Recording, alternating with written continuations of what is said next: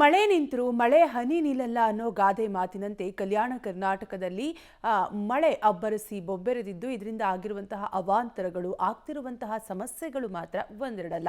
ರಾಯಚೂರಿನಲ್ಲಿ ಕೃಷ್ಣ ಭೀಮಾ ನದಿಯ ಅಬ್ಬರ ತಗ್ಗಿದ್ರೂ ಕೂಡ ಇಲ್ಲಿ ಆಗ್ತಿರುವಂತಹ ಸಮಸ್ಯೆಗಳು ಸಾಕಷ್ಟಿವೆ. ಇನ್ನು ರೈತರಿಗೆ ಈಗ ಮೊಸಳೆ ಕಾಟ ಶುರುವಾಗಿದೆ. ಈ ಕುರಿತ ಕಂಪ್ಲೀಟ್ ಡೀಟೇಲ್ಸ್ ಇಲ್ಲಿದೆ, ನೀವೇ ನೋಡಿ.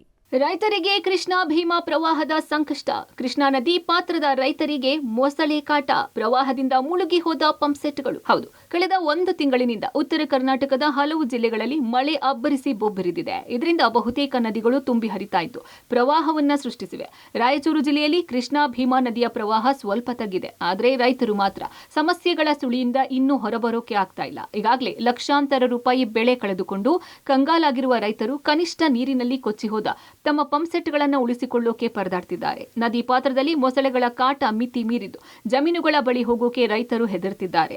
ಎಲ್ಲ ಹೊಲ ಗದ್ದೆ ಎಲ್ಲ ಮುನಿಗಿ ಹೋಗ್ಯವ್ರಿ. ಇಲ್ಲಿ ನಮ್ಗೆ ಬಹಳ ತ್ರಾಸ ಆಗ್ಯದ್ರಿ. ನಮ್ಗೆ ಫುಟ್ಬಾಲ್ ತೆಗಿಬೇಕಂದ್ರೆ ಒಂದು ಕಷ್ಟ ಅದ, ಪಂಪ್ಸೆಟ್ ಹೇಳ್ಬೇಕಂದ್ರೆ ಒಂದು ಕಷ್ಟ ಐತಿ. ಎಲ್ಲ ಮುನಿಗಿ ಹೋಗಿ ನಮ್ಗೆ ಭಾಳ ಪರಿಸ್ಥಿತಿನಾಗ ಬಿದ್ದೀವ್ರಿ.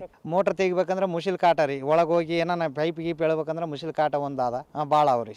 ಭಾಳ ಇದ್ದದಕ್ಕೆ ಅದಕ್ಕೆ ನಾವೆಲ್ಲ ಗೌರ್ಮೆಂಟ್ ಸಹಕಾರದಿಂದ ಎಲ್ಲ ರಿಕ್ವೆಸ್ಟ್ ಮಾಡಕತ್ತೀವ್ರಿ. ಯಾರು ಬಂದು ಸ್ವಲ್ಪ ಕೂಡ ನಮ್ಗೆ ಹೆಲ್ಪ್ ಮಾಡಲಿಲ್ಲ ರೀ. ಭಾಳ ತ್ರಾಸನಾಗ ಬಿದ್ದೀವಿ ನಾವು. ಭಾಳ ಜಗ್ಗಿ ಅವ ಸರ್, ನಮ್ಗೆ ಭಾಳ ತ್ರಾಸನಾಗ ಬಿದ್ದೀವಿ ಸರ್. ಸ್ವಲ್ಪ ಏನನ್ನ ಪಂಪ್ಸೆಟ್ ಗಿಮ್ಸೆಟ್ ಏನು ತೆಗಕ್ಕೆ ಆಗಲ್ಲ ಸರ್.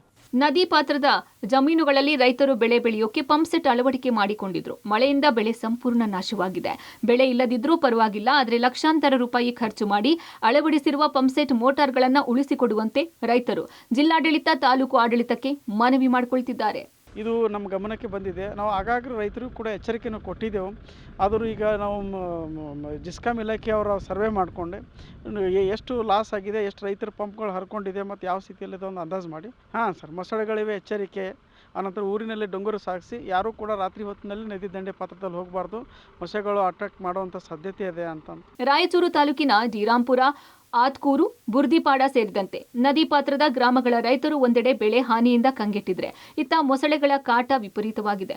ಜೆಸ್ಕಾಂನಿಂದ ಸರ್ವೆ ಮಾಡಿಸಿ ಪಂಪ್ಸೆಟ್ ಕಳೆದುಕೊಂಡ ರೈತರಿಗೆ ಪರಿಹಾರ ಕೊಡಿಸೋಕೆ ಕ್ರಮ ಕೈಗೊಳ್ಳೋದಾಗಿ ತಾಲೂಕು ಆಡಳಿತ ತಿಳಿಸಿದೆ. ಇನ್ನು ಮೊಸಳೆಗಳು ಹೆಚ್ಚಾಗಿರೋದ್ರಿಂದ ಕೂಡಲೇ ಮುನ್ನೆಚ್ಚರಿಕಾ ಕ್ರಮಗಳನ್ನು ಹೆಚ್ಚಿಸಬೇಕು ಅಂತ ಅರಣ್ಯ ಇಲಾಖೆಗೆ ಸೂಚಿಸಿದ್ದೇವೆ. ರೈತರು ರಾತ್ರಿ ವೇಳೆ ಜಮೀನುಗಳಿಗೆ ಹೋಗದಂತೆ ಎಚ್ಚರ ವಹಿಸಬೇಕು ಅಂತ ಶಾಸಕ ಬಸನಗೌಡ ದದ್ದಲ ಹೇಳಿದ್ದಾರೆ. ರೈತರಿಗೆ ಕೂಡ ಅದರ ಬಗ್ಗೆ ಎಚ್ಚರಿಕೆಯನ್ನು ನಮ್ಮ ಅರಣ್ಯ ಇಲಾಖೆದವರು ಕೊಟ್ಟಿದ್ದಾರೆ. ಕೆಲವು ತಲ್ಲಿ ಬೋರ್ಡ್ಗಳು ಕೂಡ ಕೆಲವು ತಲ್ಲಿ ಹಾಕಿದ್ದೀವಿ. ಆ ಭಾಗದಲ್ಲಿ ಆತ್ಕೂರು, ಶ್ರೀರಾಂಪುರದಲ್ಲಿ ಕೂಡ ಬೋರ್ಡ್ಗಳು ಅಳವಡಿಸಂತದ್ದು ಹೇಳಿದ್ದೀವಿ. ಹಾಗಾಗಿ ಅವರಿಗೂ ಕೆಲವರಿಗೆ ಎಚ್ಚರ ಇದೆ. ಈ ಮೇಲ್ಭಾಗದಲ್ಲಿ ಕೆಲವಂತವ್ರಿಗೆ ಕೂಡ ಅದನ್ನು ಅರಣ್ಯ ಇಲಾಖೆಯವ್ರಿಗೆ ಹೇಳಿದ್ದೀನಿ, ಅವೇರ್ನೆಸ್ ಕೊಡಬೇಕು. ಯಾಕಂದರೆ ಅವು ಯಾರು ಕೈಯಿಂದಿಲ್ಲ, ಅವು ಮೇಲೆ ಎಲ್ಲಿಂದ ಬರ್ತಾವೆ. ಫ್ಲಡ್ ಆದಂಥ ಸಂದರ್ಭದಲ್ಲಿ ಮೇಲೆ ಭಾಗದಲ್ಲಿ ಮಹಾರಾಷ್ಟ್ರದಿಂದ ಹಿಡಿದು ಬರುವಂಥ ನೀರಿನಲ್ಲಿ ಎಲ್ಲಿಂದ ಆದ್ರೂ ಅದು ಬರುವಂಥದಕ್ಕೆ ಸಾಧ್ಯ ಆಗ್ತದೆ. ಹಾಗಾಗಿ ಅದರಿಂದ ನಮ್ಮ ರೈತರು ಕೂಡ ತಾವು ಎಚ್ಚರದಿಂದ ಇರಬೇಕು. ರಾತ್ರಿ ಹೊತ್ತಿನಲ್ಲಿ ಯಾರು ನೀರಿನಲ್ಲಿ ಇಳಿಬಾರ್ದು, ಜಾಸ್ತಿ ನೀರಿದ್ದಲ್ಲಿ ಹೋಗಬಾರ್ದು ಅಂತ ಕೂಡ ನಾನು ರೈತರಿಗೆ ತಮ್ಮ ಮುಖೇನ ಹೇಳ್ತಾ ಇದ್ದೀನಿ. ನದಿ ಪಾತ್ರದ ಜಮೀನುಗಳಲ್ಲಿ ಕಲ್ಲು ಬಂಡೆಗಳ ಮೇಲೆ ಕಾಣಿಸಿಕೊಳ್ತಾ ಇರೋ ಮೊಸಳೆಗಳು ರೈತರನ್ನ ಆತಂಕಕ್ಕೆ ದೂಡಿವೆ.